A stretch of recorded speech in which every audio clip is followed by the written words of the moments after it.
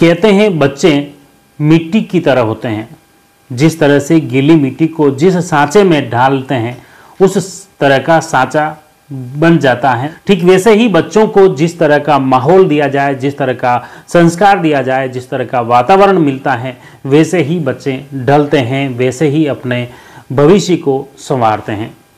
अगर अपराध की गतिविधियां वो बचपन में देखते हैं तो वह भी भविष्य में अपराधी ही बनेगा, और अगर वो संस्कारित गतिविधियां देखता है, संस्कारवान परिवार में रहता है, उन लोगों के साथ रहता है, तो वो निश्चित तौर पर संस्कारवान ही होगा, उसके स्वभाव में भी स्वतः ही झलकेगा। कुछ ऐसी ही एक सच्ची कहानी लेकर आया हूं, जिसमें एक बच्ची ने बचपन में जिस तरह से अपने घर परिवार और गांव में डाकुओं का, डकैतों का माहौल देखा, डाकुओं का स्वभाव देखा, तो बड़ी होकर वह बच्ची भी कुख्यात डकैत बन गई। न सिर्फ अपने क्षेत्र में लोगों में दहशत कायम कर दी, बल्कि उत्तर प्रदेश और मध्य प्रदेश की पुलिस के नाक में भी दम कर दिया। नमस्कार, मैं हूं लक्ष्मण सिंह राठौड़ और आप देख रहे हैं क्राइम से न्याय तक न्यूज़ चैनल। आज फिर मैं एक नई कहानी के साथ हाजिर हूं, और ये कहानी है उत्तर प्रदेश के चित्रकूट नगर क्षेत्र के सतना थाना क्षेत्र के एक गांव की। चित्रकूट नगर की पहचान मर्यादा पुरुषोत्तम श्री राम की तपोस्थली के रूप में है, जहां के कण कण में ये देखा जाता है कि यहाँ से श्री राम विद्यमान है। लेकिन इस चित्रकूट का एक काला इतिहास भी है। मगर आज ऐसे ही एक डाकू की कहानी बताने जा रहे हैं, जो इश्क वाली डाकू के नाम से क्षेत्र में कुख्यात थी। आज उसी डकैत महिला साधना पटेल की कहानी लेकर आया हूं। चित्रकूट मध्य प्रदेश के सतना जिले का प्रसिद्ध तीर्थ स्थल है। यह धार्मिक, सांस्कृतिक, ऐतिहासिक और पुरातात्विक महत्व का स्थल है। इसी चित्रकूट के बगेहा गांव के पास बढ़ा पूर्वा बस्ती है, जहां साधना पटेल रहती हैं। साधना पटेल के जीवन की भी एक दिलचस्प कहानी है। उसके पिता होरीलाल पटेल डाकू नहीं थे, लेकिन उनके कई डकैतों के साथ दोस्ती थी, मित्रता थी। गांव से बाहर की तरफ उनका मकान था, तो अक्सर जो डकैत आते थे, लुटेरे आते थे, वो उनके घर पर विश्राम करते, रुकते, खाना खाते, पानी पीते, और इसी तरह उन डकैतों से उनकी दोस्ती हो गई। डकैतों की आवाजाही उनके घर परिवार में थी, और उसी के चलते उसके परिवार में होरीलाल के 3 बच्चे थे, 2 बेटियां और 1 बेटा। उसकी बहन भी थी। साथ ही साधना की बुआ की एक चुन्नीलाल नामक डकैत से संबंध थे। ये सब साधना ने बचपन में देखा।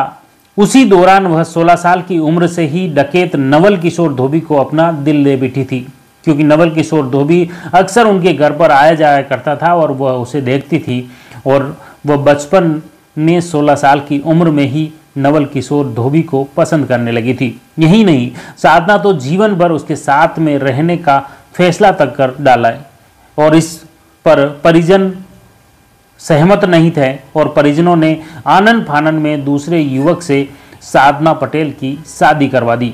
17 साल की उम्र में उसकी शादी हो गई, लेकिन साधना को वह शादी रास नहीं आई। फिर उसके पिता की मौत हो गई। शादी के 6 माह बाद पति से लड़ झगड़ कर वह वापस मायके चली आई, और इसी बीच साधना का अफेयर किसी दूसरे युवक से शुरू हो गया। फिर उसने दूसरी शादी रचा ली। साधना की यही शादी सिर्फ 1 साल चली। शादीशुदा होते हुए साधना फिर डाकू नवल किशोर धोबी से वापस संपर्क में आई, और धीरे धीरे नवल किशोर धोबी से उनकी नज़दीकियां बढ़ती गई, और इसी के चलते वह फिर जंगल में नवल किशोर धोबी की महबूबा बनकर साथ रहने लगी, और बाद में जंगल में ही उसने शादी रचा ली। चंबल के बीहड़ों में, जंगल में वह डकैत नवल किशोर के साथ में रहती, और डकैती के गुर भी वह सीखने लगी। किस तरह से डकैतों का साम्राज्य है, किस तरह से वे वारदातों को अंजाम देते हैं, किस तरह से हथियार चलाते हैं, और किस तरह से हुकूमत कायम करते हैं। इस तरह के सारी गतिविधियां वो देख रही थी और करीब से अब वो समझने भी लगी थी। मध्य प्रदेश और उत्तर प्रदेश दोनों ही राज्यों के सीमावर्ती इलाके में डाकू नवल किशोर धोबी का काफ़ी आतंक था, काफ़ी प्रभाव था। उस वक्त साधना पटेल भी उसके दूसरे पति नवल किशोर धोबी से सारे पैंतरेबाजी और डाकुओं के काम करने के तौर तरीके सीख रही थी। जब डाकू नवल किशोर का आतंक बढ़ा तो यूपी व एमपी पुलिस ने चित्रकूट के जंगलों में सर्च ऑपरेशन शुरू कर दिया और डाकू नवल किशोर को एनकाउंटर में मार गिराया। इसके बाद शुरू होती है साधना पटेल की कहानी। डाकू नवल किशोर धोबी की मौत के बाद साधना पटेल ने गिरोह की कमान अपने हाथ में ले ली। यहीं से इश्क वाली डाकू के नाम से साधना पटेल कुख्यात होने लगी। इस क्षेत्र में करीब 5 दशक बाद यह पहला मौका था जब उत्तर प्रदेश व मध्य प्रदेश के सीमावर्ती पाठा क्षेत्र में किसी महिला डाकू की एंट्री हुई है। साधना ने अपराध की दुनिया में कदम रखते हुए क्षेत्र में कई जगह डाका डाला, खुलेआम लूट की वारदातों को अंजाम देते हुए कुख्यात हुई। इस पर पुलिस द्वारा उसे पकड़ने के लिए पहले 10,000 रुपये का इनाम रखा। क्षेत्र में इश्क वाली डाकू का इतना आतंक था कि पुलिस के लिए भी अकेले उस क्षेत्र में जाना जोखिम भरा था और इसी के चलते साधना पटेल का प्रभाव क्षेत्र में बढ़ता गया। लोग दहशत में आने लगे। साधना पटेल ने पहले अपने पति नवल किशोर धोबी के गिरोह को संभाला। उसके बाद एक अन्य डाकू दीपक शिवहरे गिरोह को भी अपनी गैंग में शामिल कर लिया।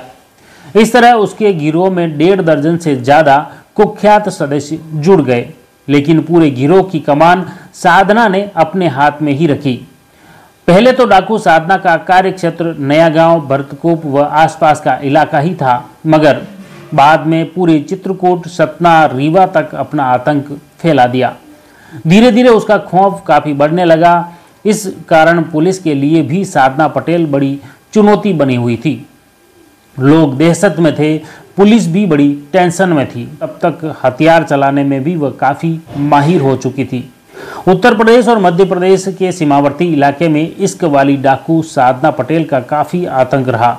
इसको लेकर दोनों ही राज्यों की पुलिस डाकू साधना को पकड़ने की जॉइंट प्लान शुरू किया, क्योंकि सीमावर्ती इलाके में चोरी, लूट, डकैती की घटनाएं काफ़ी बढ़ने लगी। अपहरण करके भी फिरौती वसूलने की घटनाएं हो चुकी थी।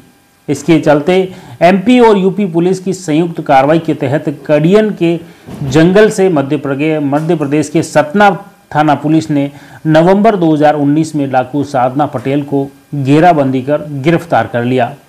तब पुलिस ने उसके पास से 315 बोर की राइफल और 4 जिंदा कारतूस भी बरामद किए। इस तरह कुख्यात साधना पटेल को आखिर पुलिस ने लंबे प्रयास के बाद उसे गिरफ्तार कर लिया। आपको बता दें कि कुख्यात साधना पटेल गिरोह में सतना पुलिस ने पहले 10,000 रुपये का इनामी डकैत रवि उर्फ रिंकू शिवहरे और दीपक शिवहरे को पहले पकड़ लिया था। फिर 15,000 का इनामी शिव मूरत कोल, 5,000 का इनामी धन्नू उर्फ धनपत खेरवार व दादू सिंह उर्फ पट्टीदार सिंह को भी पकड़ा और मगर गिरोह की मुख्य सरगना साधना पटेल को पुलिस नहीं पकड़ पाई और इसी के तहत पुलिस संघर्ष करती रही, उन आरोपियों से पूछताछ करती रही जो सरगना गिरफ्तार हुए थे सदस्य, उससे भी पूछताछ करती रही है। उसी के तहत पुलिस ने फिर कड़ियाल के जंगलों से मुख्य सरगना साधना पटेल को भी पकड़ लिया। हालांकि इस दौरान पुलिस की जब कार्रवाई हो रही थी, पुलिस जब सर्च करने लगी तो एक बार साधना पटेल भी डर गई और पुलिस के डर के चलते वो एक बार मुंबई भी भागने की चर्चा थी और हालांकि वो बाद में वापस अपने क्षेत्र में सक्रिय हुई तो फिर पुलिस ने घेराबंदी कर उसे पकड़ लिया।